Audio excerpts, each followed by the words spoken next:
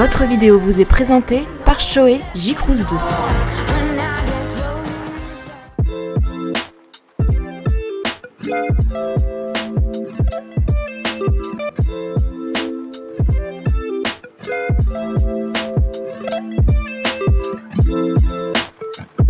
Bonjour à tous, je suis très heureux de vous retrouver aujourd'hui à Barcelone parce qu'il y a du soleil et parce qu'on essaye le BMW CE04, le nouveau maxi scooter électrique de la marque Alelis qui remplace le CEVO. On a un concept vraiment différent. Alors, le look, on aime ou on n'aime pas, ça c'est toujours une question de goût. Cela dit, ça reste quand même un engin urbain qui a pas mal de points positifs. Ça commence par ses performances. Le moteur, il est ici. Les batteries, elles vont être là. Niveau moteur, j'ai la version full power, donc j'ai 20 chevaux en puissance nominale. J'arrive à 42 chevaux en crête. Je suis quasiment en équivalence d'un T-Max par exemple. Pour les détenteurs du permis A1, permis B, on va avoir une version qui va être bridée à 15 chevaux de base et on va pouvoir monter à 31 chevaux en crête. Au niveau des batteries, on a une capacité de 8,9 kWh, ça laisse de la marge. Du coup, avec le moteur, la consommation donnée par BMW de 7,7 kWh nous amène à une autonomie d'à peu près 130 km. On va vérifier ça aujourd'hui sur notre journée de roulage. Ce qui est sympa, c'est que justement, cette technologie au niveau des batteries, elle est partagée avec la BMW i4. Donc on retrouve cette techno qu'il y a chez BM, cette efficience qu'on connaissait déjà sur le CEVO. On devrait la retrouver aujourd'hui. On va aller vérifier tout ça. Qu'est-ce que je peux vous parler sur le groupe motopropulseur? La transmission se fait par une belle courroie qu'on retrouve côté gauche. Pour le reste, on a quand même 3 modes de conduite de base. On a un Rain, un Road et un Eco. Avec les packs options, on va pouvoir avoir un mode dynamique en plus. En option, on va également avoir plein de choses, comme d'habitude chez BMW. Au niveau de la mécanique, on va avoir également un ABS avec capteur d'angle. On va avoir un traction control avec capteur d'angle, choses qui ne sont pas sur la version d'origine. Je ne vous ai pas parlé des aspects pratiques parce qu'il y en a plein sur ce scooter. Déjà, il y a un petit compartiment. Là, on appuie sur Open pour le portable. Et ce compartiment, il est réfrigéré. Plus de problème de surchauffe. On a même la prise qui est là, ça c'est top. Là on a, hop je referme, une petite prise 12 volts, ça c'est pas mal. Là, juste là.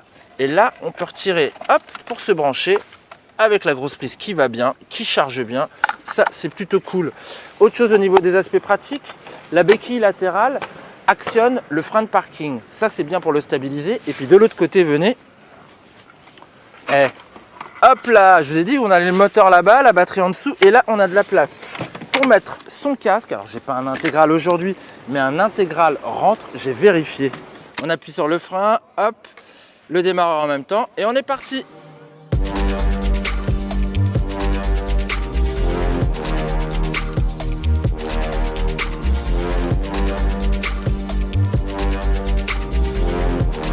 Très original à contempler et assez singulier également quand on pose ses fesses dessus sur cette petite selle tout en longueur qui donne un petit peu l'impression d'être assis sur un banc au départ, avec les jambes qui sont plutôt bien placées. Le plancher est pas trop bas pour ménager la garde au sol.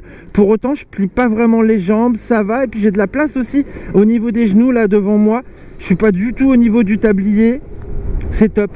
Mais en fait, il se prend en main assez facilement. Le guidon est bien ramené vers le pilote. Je me tiens buste droit, quoique presque un petit peu penché en arrière en fait. J'aurais peut-être aimé me reculer un petit peu plus là sur l'assise. Et puis j'aurais bien aimé avoir un petit dosseret. Parce que franchement, niveau accélération, ça tartine. On s'accroche au guidon à la moindre rotation de la poignée. C'est parti. Oh putain, c'est énorme ce truc quoi. C'est vraiment sensationnel. Catapultage. Le terme c'est catapultage. Ils disent 2 secondes 5 chez BMW. 2 secondes 6 pour être précis. Pour faire le 0 à 50 km/h. Je valide. J'ai pas le chronomètre en main mais c'est super rapide. Bravo les gars, bien joué. En ville, moi j'avais un petit peu peur de l'empattement géant.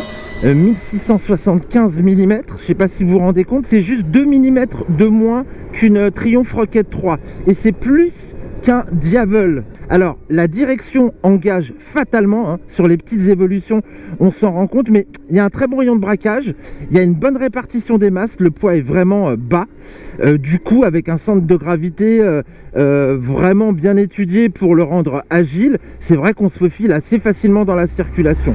Bon, à voir quand même à pas passer trop près des bagnoles, parce que il est long, ce scooter, 2,2 m. Bon, et sur des parties un petit peu plus roulantes, là, sur les hauteurs de Barcelone, on a pu voir un petit peu de ses qualités dynamiques. Moi, ce qui me surprend tout d'abord, c'est le fait qu'il soit hyper rigoureux, hyper bien posé quand il est sur l'angle dans les virages rapides en particulier. Il faut faire attention aux petites déformations de la chaussée. Ça peut avoir une petite incidence au niveau de la direction. Et il y a une très bonne garde au sol, on peut y aller. On est content quand même d'avoir les assistances que sont l'ABS et l'anti-patinage sur un véhicule comme ça, qui est plutôt performant.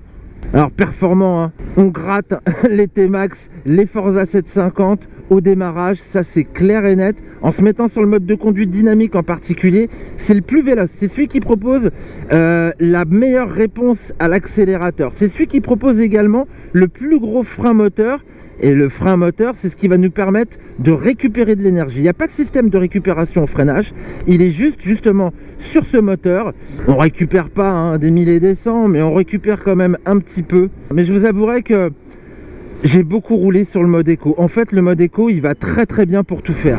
L'accélération est certes un petit peu plus douce quand j'ouvre, mais pour autant, je trouve que la mise en jambe, elle est quasi instantanée. Franchement, ça suffit amplement pour avoir des sensations, pour préserver également l'autonomie.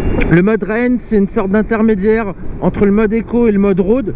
Et le mode road, lui, est juste en dessous du dynamique, avec quelque chose qui est encore très très très enthousiasmant, sensationnel à l'ouverture, et un petit peu moins de frein moteur que ce qu'on va trouver en dynamique. Et on favorisera ce mode urban sur la version de base, car le mode dynamique est une option. Ces cartographies s'affichent sur le grand écran de 10,25 pouces, toujours lisible et clair avec sa technologie TFT couleur. Accessoire connecté, il permet d'avoir la navigation en mode 1/3 ou sur toute la largeur de l'écran. Ouais, sinon niveau freinage ça marche très très bien. Je trouve que c'est même un petit peu surdimensionné à l'avant avec les doubles étriers radio 4 pistons.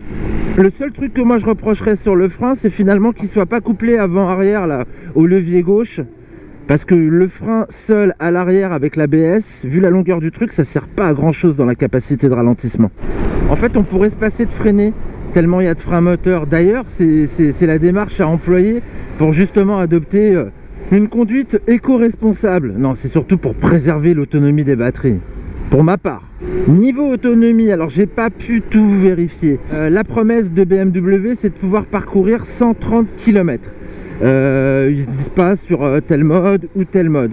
Moi, depuis ce matin où je suis parti, j'ai fait 70 bornes. J'ai une consommation moyenne de 7,7 kW pour 100 km. C'est justement ce qu'annonce BMW. Bon, ça, on est dans les clous. Et par rapport à mon autonomie, donc j'ai fait mes 70 bornes, il me reste 35% de batterie et le système m'annonce qu'il m'en reste encore 45-50 en fait à peu près. Donc on doit retomber sur la donnée constructeur. De toute façon, comme pour le CEVO, je trouve que BM, il mente pas trop là-dessus. Alors j'ai vérifié la VMAX. J'ai pris plus de 120 km/h à la faveur d'une petite descente sur autoroute, 128 km/h. Sur autoroute, on regrettera quand même un petit peu le CEVO qui offrait une meilleure protection.